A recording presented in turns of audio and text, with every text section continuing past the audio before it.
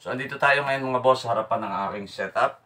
At mapapansin niyo yung GX1U ni Kevlar ang nasa babang amp. So, naka-configure dito para gamitin natin sa bass. Anyway, nasa kwarto kasi ako. So, ang gamit ko speaker ngayon, dalawang D8 lang, yung nasa MCB natin. At nito kasi, ginamit namin sa labas, kaya lang hindi ko na inedit din yung video na yon dahil medyo magulo. Event nga kasi. Doon sa video, mga boss, makikita ninyo, pinatong lang namin to sa ibabaw ng gulong, kasama to exciter ko. Tapos, twice nag-trip yung kuryente doon sa covered court. Napalakas yata ang patugtog namin. Anyway, maghapong na gamit. At tutuwa naman ako, wala naging problema. So actually, sa base ko din siya ginamit noon. Pero ito mga boss, actual application nito ay sa full range or sa high. Pero mas maganda siya sa full range. Rated at 800 watts. So napakanipis niya, no? So after nitong video na to, tatanggalin ko na ito. Ibabalik ko na yung dati nating amp. Yung kalilinis ko lang, kapipicture ko din lang ulit dito na nilinis na pabayaan, no? So, eto ang flow, mga boss, yung galing sa laptop pupunta dun sa mixer. Tapos dito sa exciter. Tapos dito, eto hindi ko ginamit yung option niya ng sub o ng bass option niya. So, hindi ka nakababa to. Dahil dito ko na siya dinivide sa 224XL. Naka 3-way tayo, 3 amp yan.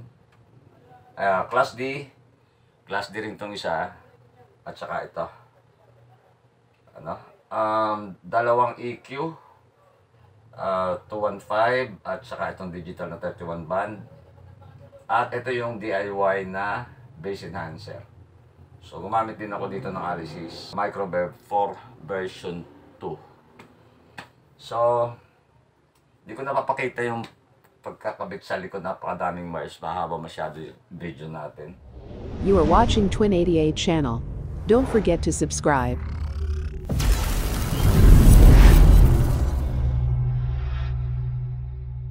So, bago natin yon, yan lang yung volume setting niya. Balance. Tapos mapapansin yung treble, nakababa, todo. Nag-angat ako ng kaunting mid at itong bass. So regarding do sa enhancement ng mababa lang, ito pwede pa hanggang dyan siguro. And ito naman yung configuration ng crossover natin. So ang gamit ko dito mga boss ay low, hindi yung ito sa dulo. Gamit ko ito. Regarding speaker na dadalhin ng ating Kevlar, ayan, dalawa na yan. So, 1,000 watts at 800. So, ayan yung dati kong amp, kalat dito. Andito pa yung isang amp na ginawa natin, di pa kinukuha. May alikabok na. So, power on lang natin. Ayan, isa-isa silang umaandar hanggang dito sa baba. Okay. So, regarding naman dito sa mixer. So, yan yung mixer natin. Puno. So, regarding dito, naka-steady lang to dito. Yung main out natin. Dito ako nagko-control sa mga knobs dito. So, ito yung setting noong galing sa laptop. At yan. So, buwasan pala natin ang konti ito. Okay? May counting effects din siya. So, dumaan dito yung microverb natin ito. Papunta microverb to, ito yung bumalik. Kaya ito yung controls niya. Yan. So, gumamit nga pala ako ng automatic voltage regulator. So, ang nakakabit dito ay yung aircon. Ito yung sa sounds. Ito naman yung sa TV namin. kailangan may voltage regulator kasi dito umaabot ng 250 ang supply, 240 ha, ganun. Okay, so naka-ready na yan para ma-testing natin si Kevlar GX1U kung pwede nga ba gamitin sa base. Uulitin ko ang magandang application o magandang paggamitan ni Kevlar GX1U ay sa full range, ano?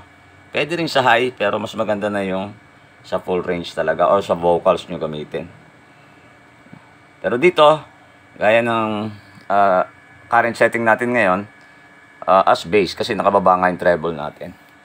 Ano? So play lang ako ng kanta dito. Hindi tayo makaka-copyright. Saan ba? Ayan ang setting ha. You are watching Twin 88 channel. Don't forget to subscribe.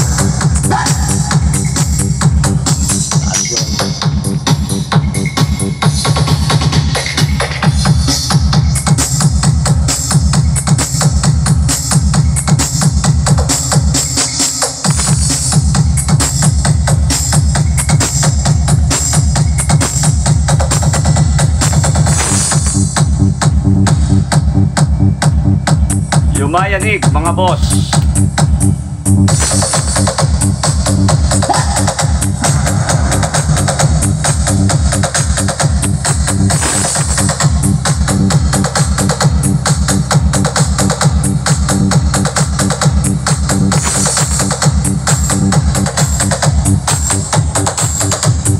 Yan pa lang yun, no?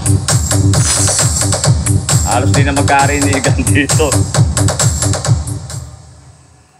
So yan mga boss, no? Doon sa tanong na kung pwedeng gamitin sa bass, si GX1U pwede. So, depende na sa pagsiset nyo ng tone controls at ng mga add-ons nyo o yung mga processor nyo. So, patayin muna natin to. So, mapapabalik na dito yung dating bass amp ko. So, mapapansin nyo, pagpatayin nyo, pabaliktad naman. Nauna yung amp bago mga processors natin. So, safe. Wala kayong narinig na kalabog ng speaker. So hanggang dito na lang muna mga boss. Short video lang muna tayo ngayon. At abangan nyo ulit yung susunod natin. Yeah, yeah.